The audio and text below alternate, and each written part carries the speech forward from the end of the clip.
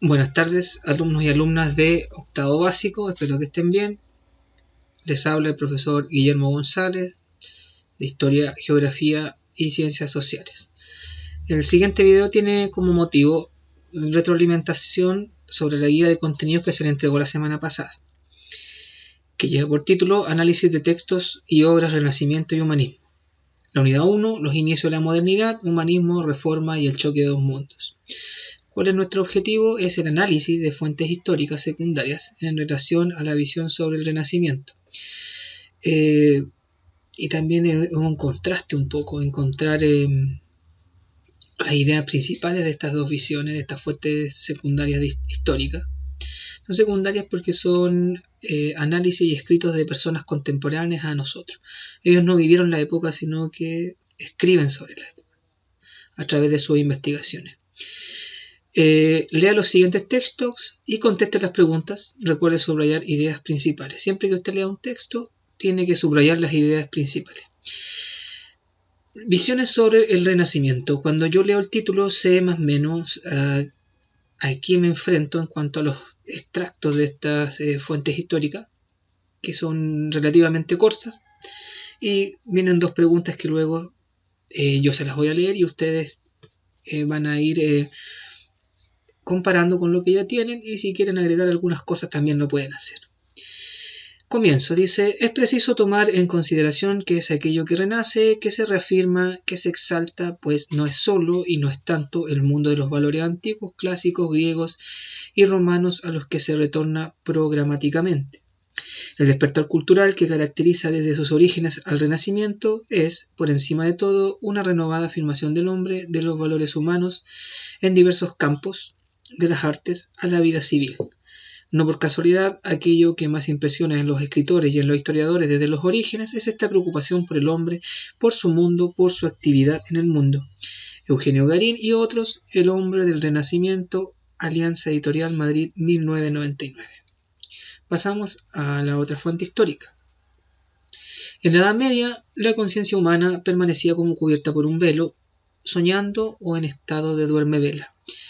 Y el hombre solo se reconocía a sí mismo como miembro de una raza, pueblo, partido, familia u otra forma cualquiera de lo colectivo. Fue en el Renacimiento que se produce en Italia, en donde se desvaneció en el aire ese velo por primera vez.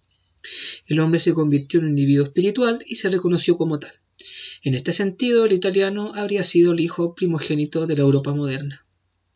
Jacob Burckhardt, La cultura del Renacimiento en Italia, Orbis, Barcelona 1985, tomado de Peter Burke, El Renacimiento, Crítica, Barcelona 1999. Luego de estos textos vienen dos preguntas. La pregunta A dice, ¿cuáles son las principales características del Renacimiento según los textos?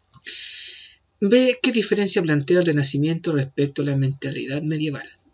Luego de leer los dos textos, la primera pregunta me lleva a encontrar las características del Renacimiento según estos dos textos. Yo los videos anteriores que les mandé, usted ya más o menos sabe cuáles son las características principales. Las vamos a ir analizando ahora. Yo no se las voy a decir, sino que usted tiene que ir recordándolas y tiene que ir conmigo encontrándolas. ¿Qué diferencia plantea el Renacimiento respecto a la mentalidad medieval? Tenemos que buscar la mentalidad medieval aquí donde está y cómo se diferencia el Renacimiento de ella. Para ello vamos a explicar estos dos textos. Vamos a ir parte por parte, palabras que no entendamos las vamos a ir aclarando. Dice, es preciso tomar en consideración que es aquello que renace, que se reafirma, que se exalta, pues no es solo y no es tanto el mundo de los valores antiguos, clásicos, griegos y romanos a los que se retorna programáticamente. Ya se habla de la palabra renacer. Reafirmar significa que ya esto no es algo que esté ahí, que sea una idea pequeña, no, ya esto es una mentalidad, ya se reafirma, es decir, se pone en un lugar seguro, donde no se mueve, que se exalta, que significa que se destaca delante de todas las personas ya lo conocen, es muy conocido por todos, sus características y lo que las personas hacen y esperan de esta nueva mentalidad. Pues no es solo, no es tanto el mundo de los valores antiguos. Recuerden que griegos y romanos fueron las culturas que en esta época renacen. Pero aquí nos dice que no es tan solo eso, sino que en muchos factores más, se retorna programáticamente. ¿Por qué retorna? Porque los valores griegos y romanos, como estaban ocultos, tenemos que ir al pasado, retomar lo que había programáticamente. ¿Qué significa? De a poco, paulatinamente. No es todo inmediatamente, sino que se va de a poco. Es como desenterrar un tesoro. Van limpiando, hay que limpiar piezas, hay que encontrar otras, hay que pegar piezas. Todo eso tiene un tiempo. El despertar cultural que se caracteriza desde sus orígenes al Renacimiento es por encima de todo una renovada afirmación del hombre. Un despertar cultural, ¿qué significa? Todo lo que hace el ser humano es cultura. Desde que yo voy y tiro un papel de lado en la calle hasta escribir un libro. Cultura es todo lo que hacemos nosotros y que afecte a la naturaleza. Cultura viene de cultivar. ¿Qué se cultivaba antiguamente? La tierra. Bueno, hoy también se cultiva. Y para cultivar la tierra yo tengo que intervenir la naturaleza. El ser humano interviene siempre en la naturaleza y eso es cultural. Pero aquí dice, hay una renovada afirmación del hombre, de los valores humanos en diversos campos de las artes de la vida civil. Afirmación del hombre. No hablo de mujer, aunque la mujer sí está presente en estos tiempos. No tiene un papel, como digamos, importante en cuanto a los grandes pensadores de esa época, a los grandes artistas, a los grandes escritores. La mujer pasa meramente a ser, en algunas ocasiones, solo un acompañante de lo que es el arte, porque se le pinta, porque se le esculpe. Recuerden ustedes que en Roma y en Grecia tampoco el papel era preponderante de la mujer. ¿Ya? En las artes y la vida civil, desde lo que se crea, lo artístico, a la vida civil, a cómo viven las personas, la vida cotidiana, hasta en eso está lo que es la idea renacentista. ¿Ya? No por casualidad dice aquello que más impresiona en los escritores y en los historiadores desde los orígenes, es esta preocupación por el hombre, por su mundo, por su actividad en el mundo. Vuelvo a repetir la palabra hombre. ¿En quién se centra este pensamiento y esta visión renacentista? En el hombre, por su mundo. ¿Qué hace el hombre? ¿Por dónde camina? ¿Qué es lo que crea? ¿Qué levanta? ¿Qué hace? ¿Qué pinta? ¿Qué piensa el hombre en esta época? Es importante. Por su mundo, dónde se desenvuelve, por su actividad en el mundo. ¿Qué hace en el mundo? Yo, si estoy haciendo algo, es porque estoy dejando un legado. Yo no vine a respirar y existo. No, yo estoy haciendo algo por el mundo y por mi mundo y dentro de un colectivo que son los demás seres humanos.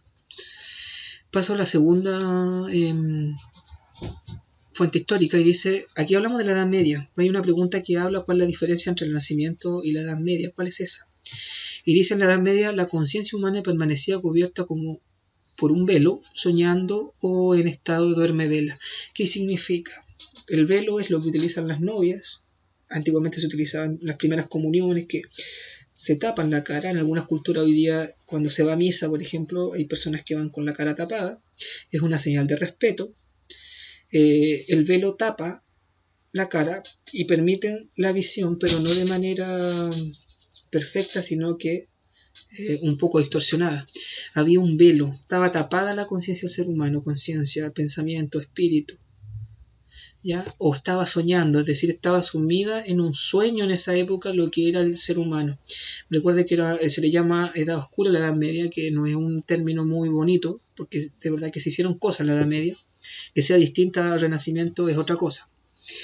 Entonces dice que el ser humano en esa época estaba durmiendo, no sabía lo importante que era, no había descubierto lo importante que era.